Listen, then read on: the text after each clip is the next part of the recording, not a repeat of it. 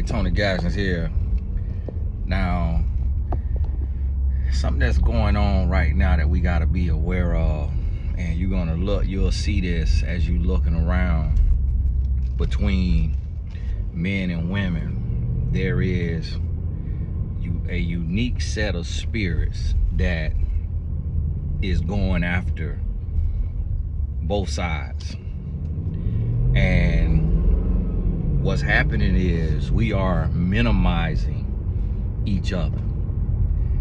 And this is going to lead to the detriment of society and to the detriment of relationships, which then affect society. And what's happening is when we minimize each other, when men look down on women, women look down on men, and we say, you know what, you're not worth anything. You only bring this to the table, you only bring that to the table, and we forget that we are fearfully and wonderfully made. We forget that there is no monetary number that you can put on a man or a woman. So when you really think about it, there is no, can you imagine a robot with a body that can do what a woman's body can do, bringing in a child into the world? If that was so easy to duplicate, if that was so worthless, if that was so simple, then it would already exist. Can you imagine a robot having the touch and the presence of a man in the household? If that was so simple, there would be no single mothers, because there would be a robot that can come in with human-like features and energy and touch and feel and represent the father to the children, and vice versa. There's a reason why there isn't a creation of a robot that is human-like, because what God did is unmatched. What God did is he created us in his image. So when you talking down on God's creation, you really speaking down on God. And you setting yourself up for failure. Setting yourself up for failure, and you're going to pay a price. So when you see men minimizing women and women minimizing men, and the contribution that we able to bring to a holy union, to this holy matrimony, you watching something that is the work of the devil. It's the work of the devil to have, and mind you that you're gonna see beautiful women, handsome men. You're gonna see desirable individuals based on your desires that are talking down, speaking down about the opposite gender. And it just goes to show you the level that the adversary plays the game on. So the adversary playing the game on a level to where he don't just have people that we looking at and we say, oh, you look terrible, so why are you talking? The adversary gonna bring people who dress nice, speak well, look nice, and carry this demonic message. And the message is to divide and destroy. Because when the family is together, when men and women come together, we are stronger. And then when we bring children into the world, or adopt children and raise those children with standards, with morals, values, character, integrity, we are building society brick by brick. And we building society. So with the way that I'm raising my sons, they're gonna be an extension of me. With the way that my father raised me, I'm an extension of him. So based on what my father did, it produced me. And based on what I'm doing, it's gonna produce my sons. And when they raise their children with the same type of standards, think about that. if my voice is amplified and I'm reaching millions of individuals, what happens if my son's voices are amplified and they reach millions of individuals with a positive message, with spreading Christ throughout the land in whatever field or whatever they're doing? Now, my wife and I have single-handedly impacted the world. And every single man and woman who has their hand on the next generation, whether you're a school teacher or a parent or a mentor or what have you, nonprofit founder, helping the youth, every man and woman that has a hand on the next generation has the ability to impact the world positively, to change the world, and that is legacy. That's purpose. More so than legacy, that's purpose. And so that's what the adversary doesn't want to see happen. And that's why you see the narratives that's out there in the media. And that's why you see the breakdown of the home, the breakdown of the family, the breakdown of the male mind and the female mind. You see people losing their mind. You see people talking bad about each other, disrespecting each other, minimizing, degrading, demeaning each other. And the sole purpose of that is to make us weaker. It's to break us down, to make us weaker, to get us to a place to where we don't have any respect. So if we can't respect each other, then we can't build together. So, and it's not just in the media, it's not just on podcasts and radio, it's actually in the home, even in current marriages.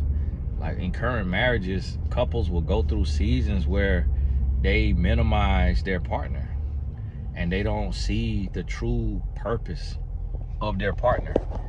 They will go through seasons where they feel like they could do better by themselves and that they don't need anybody. And couples will have seasons of selfishness where they don't think about how their actions and words and what they say and do can affect their children and the message that they are sending even when they're not speaking. They're not thinking about those things. And it happens to us all. We all go through it. And it's something that we have to be mindful of. We got to be mindful of this so that we can combat what the adversary is trying to do. So what you have to do is you have to look yourself in the mirror and you got to ask yourself, am I being deceived? Am I being turned over to a reprobate mind? Am I being used by the enemy? Am I walking out in my everyday life and looking down on the other gender? Am I looking down? Am I minimizing? Am I walking around with a woe is me or a disrespectful, disingenuous mindset toward the other gender? When you look over there, are you saying, hey, you ain't worth nothing, y'all sorry, y'all this, y'all that? And when you really come to terms with that, then you can identify how you're blocking your own blessings. And once you identify that, now you can shift that mindset. So when a man takes and looks at a woman and he says, hey, this woman is priceless. There's no amount of money. I've seen men go online and try to minimize a woman and say, oh, all you do is cook, you clean and do this. I could pay $100 a week for this, $100 a week for that. And forgetting all of the intangibles, forgetting just the presence that a woman brings, the favor that a woman brings. The same thing with women saying, oh, I don't need no man, I can do it by myself, and forgetting about the presence, the power, the favor, the security, the covering that a man brings. And that is bigger than just the physical, it's bigger than the tangible. It's those intangible things, those God-breathed things, the things that man cannot replicate, the things that only God can do through us. We forget about that. And that's dangerous. That's very, very dangerous when we come to that place and we can no longer see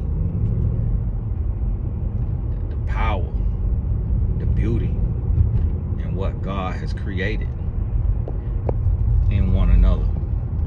And that's shutting us down. So you got to change your mindset, and you got to believe, regardless of what it looks like out there, regardless of what people are saying, you got to be able to look and say, you know what?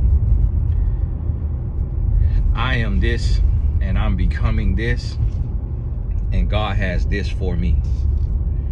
So that if you're single and you want to meet somebody, you can go out into the world with a pleasant look on your face, with a mindset of expectation. Because when you think about it, if what you're telling yourself is negative, that's changing your countenance. It's changing the way you walk around. It's changing the way you look at people. It's changing the way you interact, the way you speak. And you may not even realize that you're blocking your blessings based on the narrative that's playing over and over again in your head. But when you say, I'm a good person, and therefore I know good people exist because I exist. So if I can be a rare find, if I can be a diamond in the rough, if I can be an exception to the rule, then I know other exceptions to the rule exist. And because we are radiating from the same place, we moving on the same wavelength, we're going to stick out to each other. We're going to attract one another. And I don't have to worry about the riffraff and everybody who has decided to live beneath their fullest potential, and the peace and purity and presence and character and integrity that God has ordained them to walk in. I don't have to worry about those people. I'm going to elevate and operate and radiate on the level that God has created within me and for me. And I'm going to attract what is for me. That's where you have to go to mentally. That's where you got to be able to understand that you have that ability. See, a lot of times people say, well, Tony, you know, I want a man or a woman of God, but where are they? The question is, where are you? Where is your faith? Why are you doubting? Why are you worrying if you claim to believe in God? When you claim to believe in God, you may not see the way. You may not know the way, but you know who has made a way and who will make a way. You know who owns the way, who created the way. So therefore, you could walk by faith. Your eyes could be closed because you know who paved the way. So every day I say, I don't know how it's going to happen, but I know it's going to happen because I know who is happening. I know the God that I serve. I don't know what he going to drop in my spirit, what he going to tell me to do, where he going to tell me to go, but I know he going to move because I know God. And that's what we got to get to. So why fear? Why doubt? Why believe that you can't meet nobody? But see, that what happens is the trick of the adversary is that fear and that doubt, it makes you shut down. So you stop working on your dreams, you stop working on your goals, you stop working on yourself, you stop working on your body. You watch a video and that make you feel like you're doing something, but you're sitting still just listening. But you may not even be listening. So if you don't take and get up and make a move, you don't take and get up and make something happen, then that's the adversary getting a victory, because the adversary will say, well, hey, I got them listening to these videos, but they ain't even taking action. I'm stealing their joy. I'm stealing their hope. I'm stealing their pride, their encouragement, their heart. I'm stifling their love for the God they say they believe in. That's why I call us Christian atheists, because we Christian by title, but a lot of times we're not Christian by walk. We're not Christian by faith, because when you truly a Christian, you walk by faith. You don't look at the numbers. You don't look at the statistics. You look at God. And you know God don't fit inside of man's statistics. They ain't got nothing to do with God. That's where God show up the most. That's where God get the glory. That's where God show up and show out.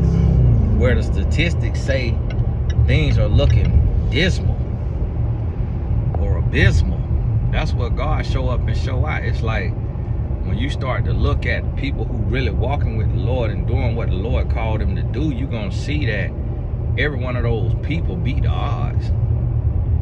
Every one of those people beat the odds. That's where God get the glory. God don't get the glory inside the odds. God get the glory against all odds. So you can't look at the state of men or the state of women and say, oh man, it's hopeless. Because as soon as you say that, now you just disqualified what God could do for you, because God don't work against your faith. God work within your faith. According to your faith, be it unto you. A double-minded man receives nothing from the Lord. So when you saying you want one thing, but you not really believing that that's out there and that that's available, you blocking your blessings. And then the devil will send somebody with a silver tongue to speak damnation over you and tell you that you're in an abysmal state of relationships, and that there's nobody for you, and that because of this and because of that and because of that, that you got too many odds against you and you can't have what your heart desire. But see, you got to have the faith, and then you also got to put in work, and then you're gonna receive what's for you. And that got to be known. That got to be known. And a lot of us just not walking in that. We ain't walking in it. We ain't believing it. And that's what we gotta get to. So hey, this Tony Gaston want to drop that on you. Share this with somebody who need it. Friend, family member. Let it start to spread and get in their spirit. And even if it's just you and your lineage, you and your circle that step in the blessing, so be it. Let those around you see, and then share with them how it happened for you, and build from there. But hey, this Tony Gaston. God bless you. We'll talk soon.